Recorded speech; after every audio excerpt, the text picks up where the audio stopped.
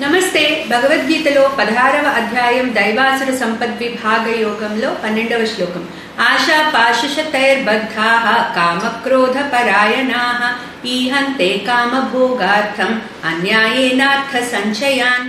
So భగవానుడు ఆసురీ సంపద భావాలు, అటువంటి భావాలు కలిగిన వాళ్ళ గురించి చెప్తున్నారు. సో ముందు శ్లోకంలో వాళ్ళు అంతులేని చింతలు కలిగి ఉంటారు మరణం దాకా కూడా అని చెప్పారు.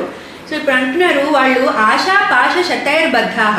ఇక్కడ శతయ అనే వర్డ్ వాడారు, కానీ అంటే మనం అది 100 శత అంటే మామూలుగా 100, బట్ ఇక్కడ మనం కౌంట్లెస్ అని అనుకోవచ్చు.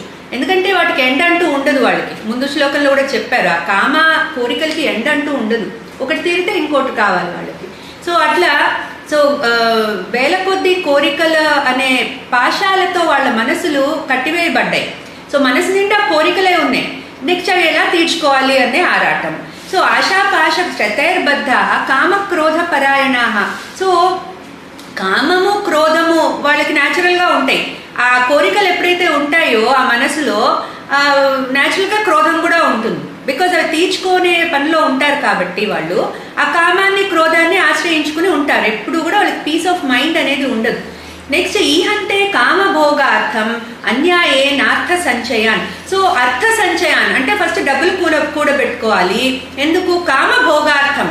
ఆ కోరికలు తీర్చుకోవాలన్నా, ఆ సుఖాలు అనుభవించాలన్నా వాళ్ళకి వెల్త్ కావాలి, మనీ కావాలి. సో ఆ మనీని కూడబెట్టుకునే పనిలో ఉంటారు. అన్యాయే, ఒకవేళ అది అన్యాయం చేయాల్సి వచ్చినా ఆ డబ్బులు కూడబెట్టుకోవడానికి, అన్యాయం అయినా చేయడానికి వాళ్ళు రెడీగా ఉంటారు. సో ఈ హంతే, ఈ విధంగా వాళ్ళు డబ్బులు కూడబెట్టుకోవడానికి, సుఖాలని అనుభవించడానికి సాధ్యమైనంత ప్రయత్నాలు చేస్తూ ఉంటారు. ఈ హంతే అంటే ఎఫర్ట్స్ ఎక్కువ పెడతారు. ఈ రకంగా వాళ్ళు ఆశలకి లోనైపోయి, సుఖాలకి కట్టుబడిపోయి, బద్ధులయ్యి జీవితాలు సాగిస్తూ ఉంటారు. అన్యాయాలు చేస్తూ, డబ్బులు కూడబెట్టుకుంటూ ఇంకా అదే పనిలో ఉంటారు. అందుకే కామ క్రోధ పరాయణాః అంటున్నారు. సో వీటి నుంచి వాళ్ళకి వచ్చేది ఏంటి? కామము, క్రోధం తప్ప ఇంకేం మిగలదు వాళ్ళ లైఫ్లో.